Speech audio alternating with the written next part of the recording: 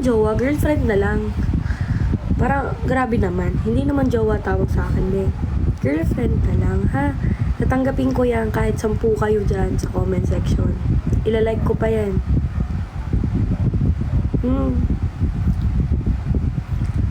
Tapos kiniklaim nyo akong bebe nyo. Pero tawag sa akin jowa. Huwag naman ganun. Girlfriend na lang, be. Natatawa nga ako kapag sinasabi na uwi ka na, babe. Lo, dilulo siya eh.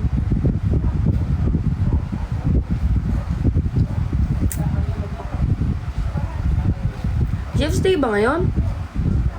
Busy nga si Galo. Huwag niyo siyang gulo eh. Super base na po. Alam niyo ba, ang kwento talaga behind that is hindi ko siya sinasadya. Nagpapahinga kasi ako sa TikTok. Ayoko muna ng like. Kaya sa dump ko siya na-post. Tapos sumikat siya. Kasi nga gusto ko magpahinga. Like wala, trip ko lang. Nagpapahinga ako sa social media kaya hindi rin ako nagpo-post. May nag-viral. Ano ko magpapahinga na ito? Yun, naging obligasyon ko na ulit magpatuloy ng account ko. Pwede kita inaakit. Nagla-live lang ang tao dito Start na.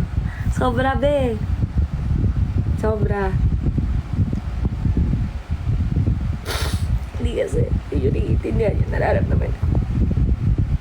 Kaya nagiging active talaga ako dito sa TikTok eh. Eme. O, last 5 minutes na lang ako, guys. Anong necklace? Bastos kayo. Wala na nga yun. Tigil na. Ha?